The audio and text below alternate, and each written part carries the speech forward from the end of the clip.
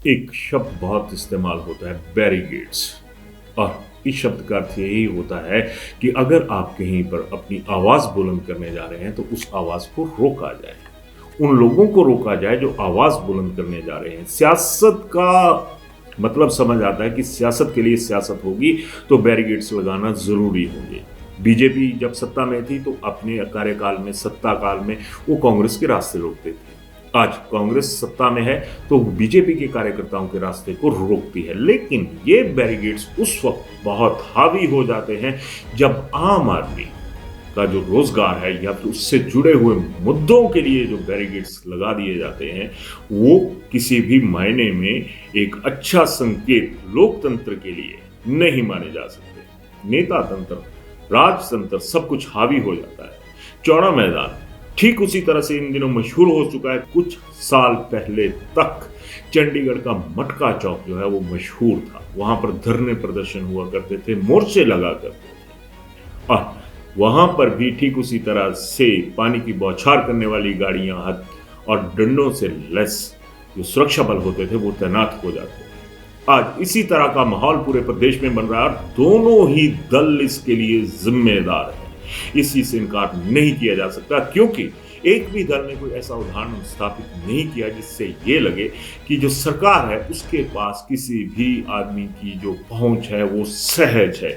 आम आदमी तो इन बैरिकेड्स को देख के असहज हो जाता है। पिछले दिनों शिमला के भीतर ही जो दृष्टिबाधित हमारे दिव्यांग लोग थे उनका प्रदर्शन था। वहां पर धक्का मुक्की होती है, वहां पर बहुत सारी चीजें ऐसी हो जाती हैं जिसमें प्रशासनिक व्यवस्था इतनी दृष्टिहीन और इतनी असंवेदनशील नजर आती है कि किसी को यह पता नहीं लगता कि आखिर हम अपना दुख रोए तो कहां पर रोए।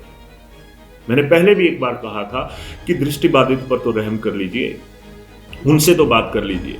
उनको तो कुछ नजर नहीं आता है, नजर वालों को सब कुछ नजर आता है। लेकिन जब नजर वाले ही अंधे हो जाते हैं तो फिर ये बहुत बड़ी एक समस्या बन जाती है कि फिर किस सिस्टम की बात की जाती है, किन सरकारों की बात की जाती है। क्या आपके लिए हम खड़े हैं?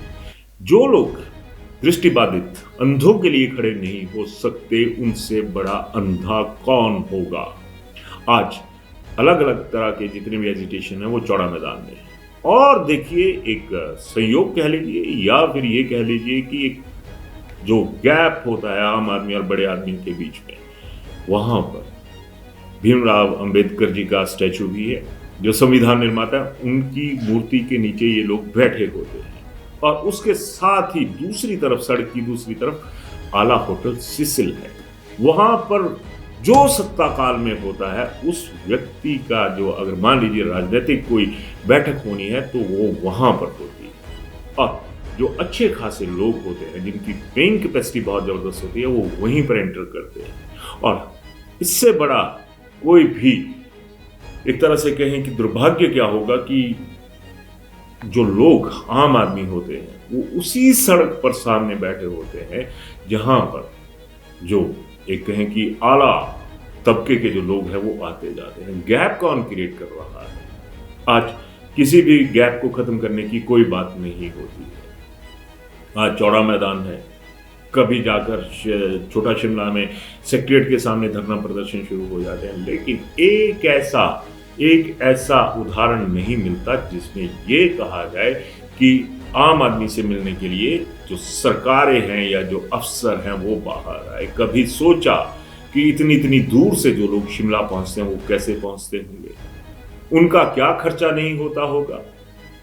बात जाएगी तो बहुत दूर तक जाएगी। जो रसूखदार होते हैं जिनके पास झंडी डंडी सब कुछ होता है उन्हें हर तरह का जो कहें कि जो भत्ते हैं वो मिल जाते हैं। आम आदमी के लिए तो सिर्फ एक तरह से कहूं कि भत्ता नहीं धत्ता दिखाया जाता है। सिस्टम में बहुत ज्यादा सुधार की जरूरत अभी भी है।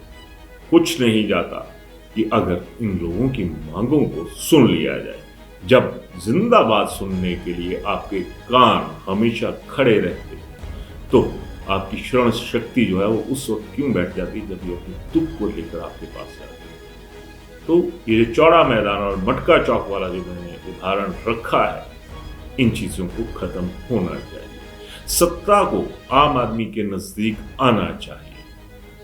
अब दूरियां कौन पैदा कर रहा है? आम आदमी और सत्ता के बीच में लोकतंत्र है तो फिर किसके लिए? जरूर सोचिएगा। धन्यवाद। कॉस्ट से भी कम मेकिंग चार्जेस लेना ही सब कुछ नहीं होता। ज्वेलरी खरीदते समय ये भी जरूर ध्यान रखिए कि आप किससे खरीद रहे हैं, क्या वो ब्रांड ट्रस्टेड है और आपके पैसे की कदर करता है। जी हाँ, भूषण ज्वेलर्स है हजारों लोगों का विश्वास और मोस्ट ट्रस्टेड ज्वेलरी ब्रांड, जहां आपको मेकिंग चार्जेस पर छूट के साथ सोने की गुणवत्ता और उम्र भर का विश्वास भी मिलता है, क्योंकि भूषण ज्वेलर्स है ए बॉन्ड ऑफ ट्रस्ट।